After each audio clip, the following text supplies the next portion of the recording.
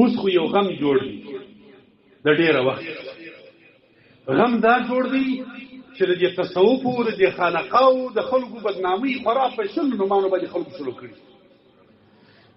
اصل علم د دین مغز هغه علم التصوف دی. اوس هغه خلک چې د علم د دین د مغز سره دشمنان و هغوی راولاړ شول د تصوفي خلکو ته په رنګارنګ نومانو باندې بدنام کړي. 24 ساعته دا کارونه شروع دي.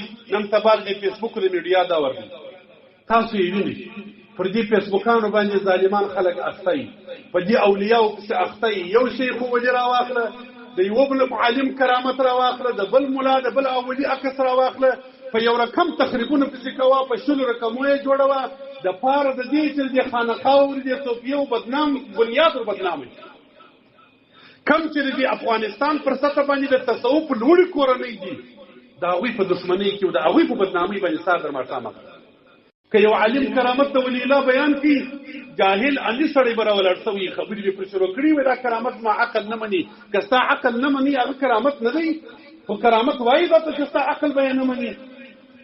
په شلو نومانو باندې بدنامۍ د تصوف د خلکو غټه جرحه یې نن سبا دا پر شروع کړي ده که چا تصوف کول وایي دا بریلویان دي چې تصوف سره د هر کور تعلق دی پر هغه باندې د بریلویت تهمتونه وایي دا بریلویان دي. زه درته وایم بریلویان او وابیان بې ادبي معاف د یوه خره دوه غوږونه دي دواړه ګمراهان دي دین ته ضرر رسولی لکه څنګه ضرر چې وهابي دین ته رسولی دي د غونډه قدر بریلوي دین ته رسولی دي.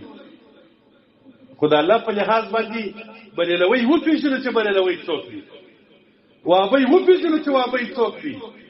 داسې به نه کوې چې د خپل نفس د خواهشاتو موافق که ستا یو شی پر طبیعت نه و جوړ بس دا بریلویت دی. که ستا یو شی یو څوک پر طبیعت نه و جوړ هغه بریلوی دی. دا خو د یهودو صفت و. یهودو به دغه کوله چې یو څوک به د دوی ملګري و انډوال و دوی ورته ښه سړی دی چې دوی د انډوالۍ پر طبیعت به نه ولاړي باره به یې په دوی پسې بیانولې د هغو